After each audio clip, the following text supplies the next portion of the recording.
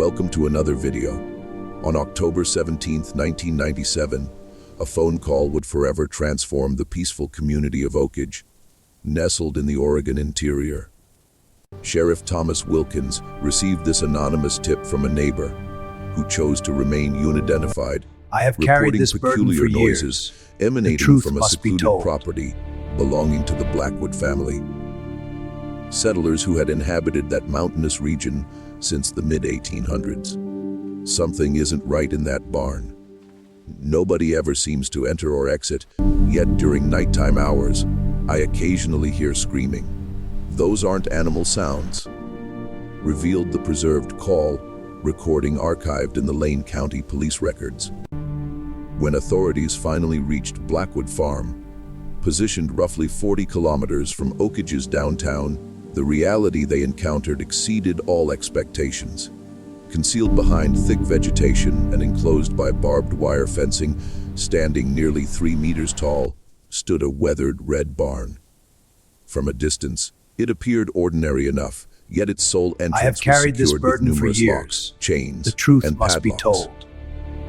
Forcing entry, officers were immediately assaulted by an overwhelming stench. A combination of urine, feces, and something indescribable that one policeman later characterized as the very smell of humanity's absence. Inside, dimly lit by sunlight filtering through roof gaps, they discovered 7 females ranging from 12 to 42 years of age, existing under circumstances that official police documentation deemed incompatible with any standard of human dignity. Dr. Michael Stevenson, the coroner present during the operation, shared with the Portland Herald. Throughout my 27-year medical career, I've witnessed nothing comparable. These women displayed physical traits immediately suggesting severe inbreeding and prolonged facial deformities. Extra digits, obvious visual impairments. Yet most disturbing were their eyes. Each possessed precisely the same vacant expression. Subsequent probing would uncover that this barn contained not merely victims, but rather a multi-generational experiment in familial interbreeding spanning at minimum 5 generations. Genetic analysis conducted at the University of Oregon would later verify these were arguably the most inbred women ever recorded in modern American history. The property officially belonged to 68-year-old Jeremiah Blackwood, family patriarch whose lineage had progressively withdrawn from community interaction across decades.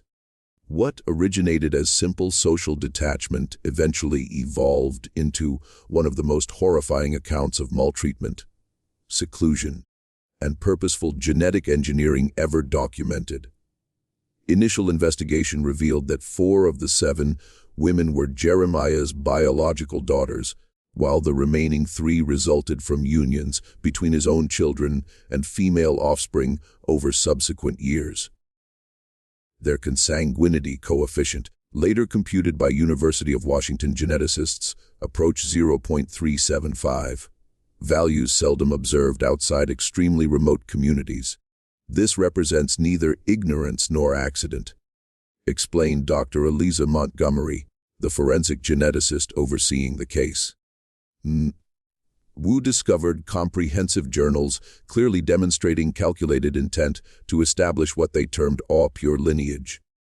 These contained observations regarding specific physical attributes, attempts to select for characteristics like eye color and skeletal structure through planned interfamilial unions.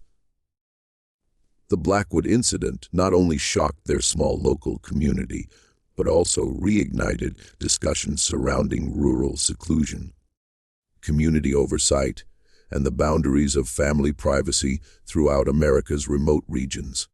The Blackwood family narrative traces back to the Great Depression era, when Elijah Blackwood, Jeremiah's grandfather, obtained the 200-acre property in 1931 for minimal cost. Original Lane County documentation indicates that Elijah, a former miner who lost everything during the economic collapse, paid merely $175 for the land, a sum considered extraordinarily low even during that period.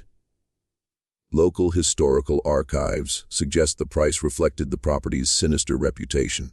In 1924, previous owner John Wickman had murdered his entire family before taking his own life. Subsequently, nobody expressed interest in the land. Though seemingly disconnected from the Blackwood story, this incident established patterns of isolation and superstition that would ultimately shape the family's destiny. Elijah Blackwood arrived accompanied by his wife Martha and 5 offspring, 3 boys and 2 girls, according to limited school documents preserved at Oakage's Municipal Library. The children attended local school for merely 1 year before being withdrawn for homeschooling. An official dismissal document, dated 1933, contains the period principal's observation. Family demonstrates extreme behavior, not assimilating. Children exhibit age, appropriate knowledge yet avoid interaction with other students. The family seldom visited town, making only 2 or 3 annual trips to purchase items they couldn't produce themselves. A journal maintained by the local general store owner between 1935–1940, now housed at the Oakage Historical Museum, records. The Blackwoods came today. As usual, children and Mrs. B remained in the vehicle while the old man conducted shopping. Nobody in that family smiles. Purchased unusual quantities of kerosene and ammunition. Something seems off about them. During World War II, when recruitment representatives visited the property in 1943, they encountered armed opposition. Period police records indicate Elijah threatened officers with a shotgun, declaring that no Blackwood would shed blood for a government that only remembers men when they need them to die. For reasons not fully clarified in archival documents, authorities chose not to pursue the matter. It was within this atmosphere of paranoia and seclusion that Harold Blackwood, Elijah's middle child and Jeremiah's father, matured. Documents discovered on the property during the 1997 investigation reveal Harold wed his own second cousin, Rebecca from Idaho. The ceremony was recorded in Boise during 1952. Yet Rebecca was never observed by the Oakage community. Harold simply appeared one day with a wife, recalled 93-year-old former local store employee Alina Wilson in testimony. We never actually saw her, did we? She remained in the vehicle, constantly wearing a wide, brimmed hat and veil, even during summer. Letters addressed to her from Idaho ceased arriving after a couple years. Medical records recovered from the premises indicate Rebecca delivered 6 children between 1953 and 1962, all at home without professional medical attendance. Only 3 survived past childhood: Jeremiah Sexton, born 1956, Mary's 1958, and Joseph 1961. The remaining 3 infants perished from congenital complications, according to notations made by Harold in a notebook, serving as improvised family medical documentation. A disturbing 1962 entry in this notebook suggests the moment when genetic isolation ideology began crystallizing. Rebecca is too weakened for additional children. Yet we require no outsiders.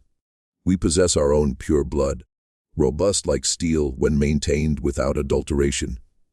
The feeble perish so the strong may flourish. This represents nature's law that city dwellers have forgotten.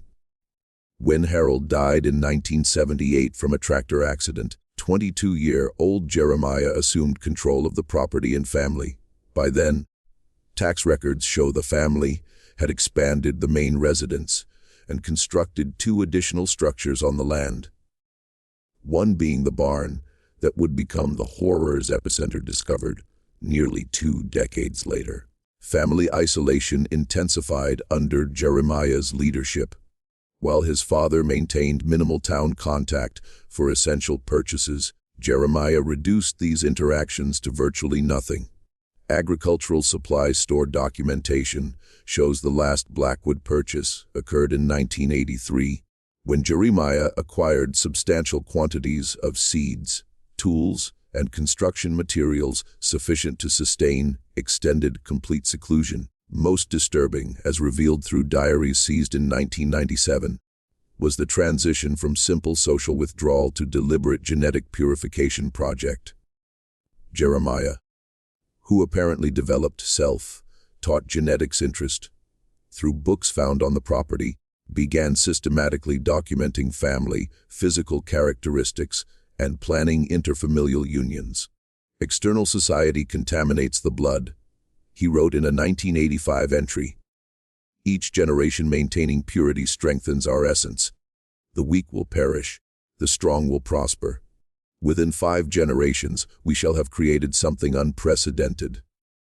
The Red Barn, constructed in 1980 according to property records, was designed from inception not as agricultural structure, but as confinement space. Detailed hand-drawn plans by Jeremiah reveal a 2-story building featuring internal partitions, rudimentary plumbing, and, most disturbingly, an elaborate locking system operable only from exterior. The 7 women rescued in 1997 inhabited conditions that police reports characterized as medieval. The barn's ground floor contained a central common area with a long wooden table, rustic benches, and wood stove providing minimal heating during Oregon's harsh winters. The upper floor was partitioned into small cubicles functioning as individual sleeping quarters, each containing a straw mattress and bucket for sanitary needs. There existed no electricity, no proper sanitation, stated the Social Services report. Water was supplied through a gutter system, collecting rainfall into barrels. During drought periods, apparently Jeremiah or his brother Joseph transported water from a nearby well. Barn windows had been boarded over, permitting light entry only through small cracks and occasional translucent roof panels. Psychologists evaluating the victims determined this was calculated temporal disorientation. Women possessed only vague awareness of days passing, based on natural light penetrating these limited openings. The case grew even more disturbing when Sarah, the eldest rescued woman, then 42, began speaking with investigators. Sarah, identified as Jeremiah's biological daughter with his own sister Mary, had been the first confined to the barn at age 15. Daddy said we were special, that our blood was purer than any family in America, Sarah stated in recorded testimony now preserved in FBI archives as part of their extreme case study program. He possessed books about how breeders maintain pure strains. He claimed we were doing the same thing, only better. If you also sense this story's weight, comment now. Purity never justifies cruelty. According to diaries and Sarah's testimony, the system operated methodically. Women, upon reaching puberty, were transferred to the barn. There, Jeremiah or Joseph visited them regularly according to a rotation documented in notebooks found at the main house. These visits resulted in frequent pregnancies, though many ended in miscarriage or stillbirth.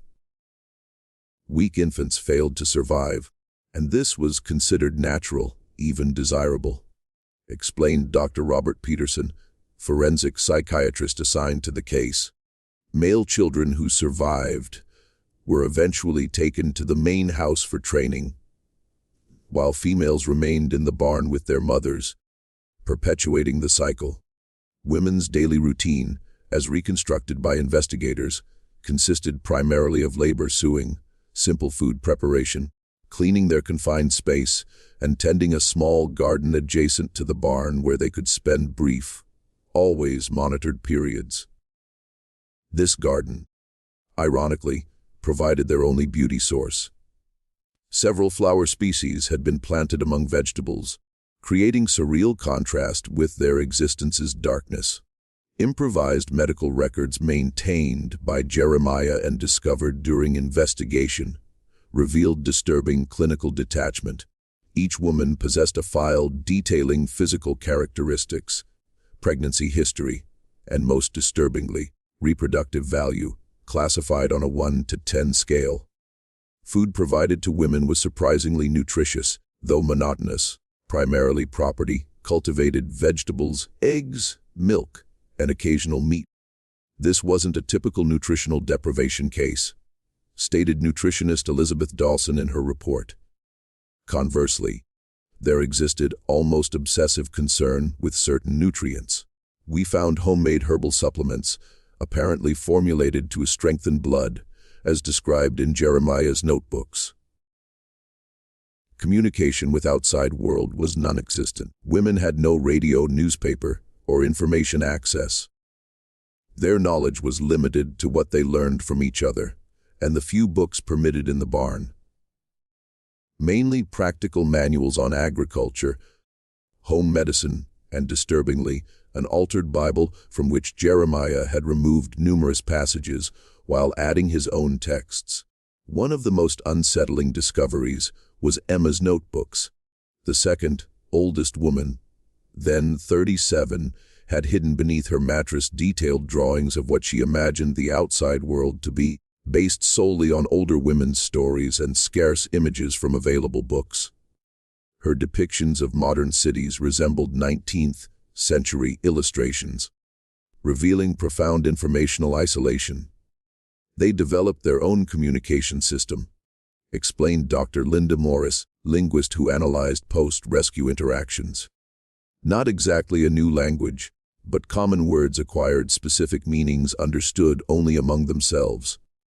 For example, they called the moon the night watcher and possessed dozens of different terms describing barn sounds during storms. When questioned about resistance or escape attempts, women displayed conditioned fear responses. "Where would we go?" asked 23-year-old Lily during a therapy session.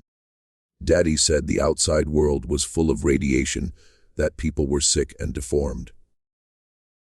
He claimed we were the only healthy people left, and someday, when safe, we would emerge and repopulate the earth." This apocalyptic mythology, crafted by Jeremiah to justify isolation, had been elaborated over decades and incorporated distorted real-world events. References to Chernobyl nuclear accident, AIDS epidemic, and other global occurrences presented as signs of civilization's imminent collapse. When the 7 women were finally examined at Oregon University Medical Center, doctors documented the physical consequences of generations of endogamy.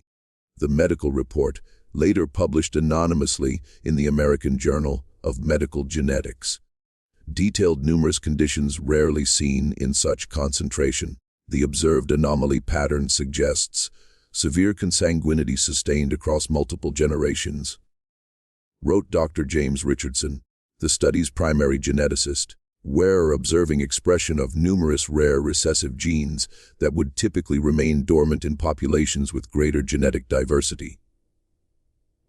Among the most evident conditions were polydactyly, extra fingers or toes, present in 5 of 7 women, severe dental malformations including oligodontia dalsacundars, congenital absence of multiple teeth, and microdontia, as abnormally small teeth, and heterochromia, different colored eyes, in 4 women.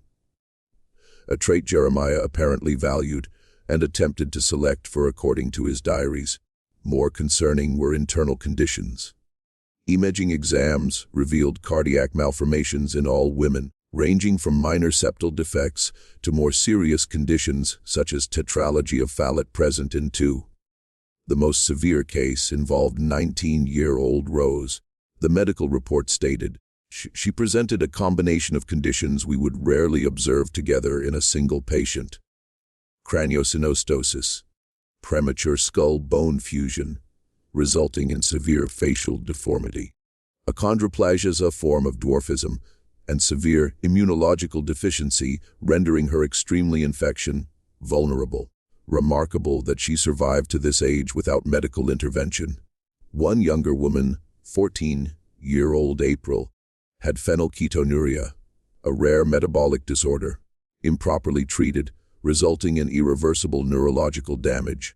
Cognitive and psychological impact proved equally profound. Neuropsychological testing revealed 5 of 7 women possessed some degree of intellectual disability, though determining how much resulted from genetic factors versus extreme educational and sensory deprivation proved difficult.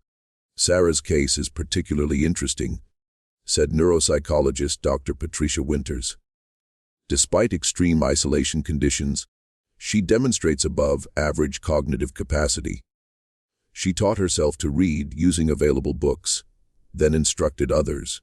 She developed a complex time-counting system based on light patterns entering through roof cracks. DNA testing, employing state-of-the-art technology, confirmed what physical symptoms already suggested. The endogamy coefficient of some younger individuals reached levels rarely documented in modern medical literature. In simple terms, these women's DNA contains long identical segments on both chromosomes, something occurring only when same genes are inherited from both parents who themselves share very close common ancestors, explained Dr. Richardson in a 1999 Scientific American interview. In general populations, we observe small segments reflecting distant common ancestry. But here, up to 37% of some younger women's genomes consisted of these identical segments, numbers we'd typically find only in extreme population isolation cases. Perhaps most disturbing was documentation discovered in the main house. In a locked office, investigators found dozens of notebooks where Jeremiah had meticulously recorded decades of observations. These journals revealed the patriarch understood the genetic risks, but viewed them as necessary purification process. Initial generations will suffer so future ones may transcend, he wrote in a 1992 entry. Ancient Egyptians understood this. Pharaohs married sisters for divine reasons, not worldly ones. The weak are naturally eliminated. The strong survive and strengthen themselves. Within another 10 generations, we will have created a superior lineage. This distortion of basic scientific knowledge to justify extreme abuse reflected a toxic combination of isolation, paranoia, and pathological narcissism. Jeremiah had constructed an elaborate belief system, merging poorly interpreted genetic elements, decontextualized religious references, and conspiracy theories about racial purity and modern society's genetic degeneration. Among property books were early 20th century eugenics texts, animal breeding treatises, and surprisingly, several recent academic works on population genetics, suggesting Jeremiah occasionally obtained updated materials, possibly through mail requests. He wasn't uneducated, stated Dr. Peterson in his psychological assessment. He demonstrated considerable intelligence, but severely distorted by isolation, possible untreated mental illness, and selective information exposure reinforcing pre-existing beliefs. A classic case of how knowledge without adequate social context or ethical oversight can be dangerously misapplied. The morning of October 21st, 1997 marked new life beginning for the 7 Blackwood Barn women. Following 4 days of preliminary medical evaluations, they were transferred to a Portland specialized facility where a multidisciplinary team of doctors, psychologists, social workers, and special educators commenced what would become one of the most complex rehabilitation processes ever documented in the United States. The ultimate destinies of Jeremiah and Joseph Blackwood followed their parallel course. Both were arrested on the barn discovery day and, after extensive psychiatric evaluation, deemed competent to answer for crimes. In September 1998, following a 3-week trial attracting national attention, Jeremiah received 6 consecutive life sentences without parole possibility for multiple kidnapping, rape, incest, and child abuse charges. Joseph, whom prosecutors argued acted under older brother's psychological coercion, received a 45-year sentence. This transcends a mere extreme abuse case, declared Judge Eleanor Hayes during sentencing. This represents deliberate, systematic perversion of fundamental humanity principles, extending across decades and impacting multiple generations. Courts rarely encounter circumstances where defendant social reintegration is considered fundamentally impossible. But this constitutes one such case. Jeremiah remained impassive throughout proceedings, refusing to acknowledge court legitimacy. His sole statement, delivered during sentencing, revealed his distorted conviction's depth. "You don't understand what you destroyed. It wasn't a prison. It was a sanctuary. It wasn't cruelty. It was directed evolution. In 100 years, when your lineages are weak and sick, the world will regret what was lost here." Joseph, conversely, progressively demonstrated understanding of his actions' gravity.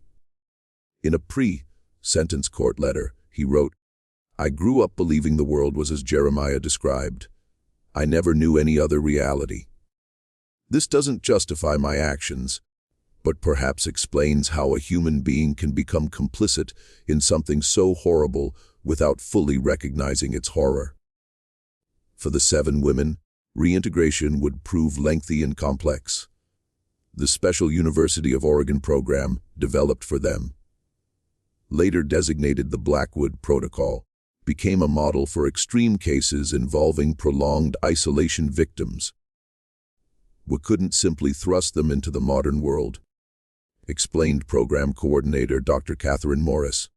"Everything from constant city noise to basic concepts like electricity, television, or internet was completely alien. We needed to create a transitional environment where gradual exposure to modern life aspects could occur, always with intensive psychological support." The case gained new dimension in 2001 when Sarah Blackwood, eldest rescued woman, published her memoirs with Dr. Morris's assistance.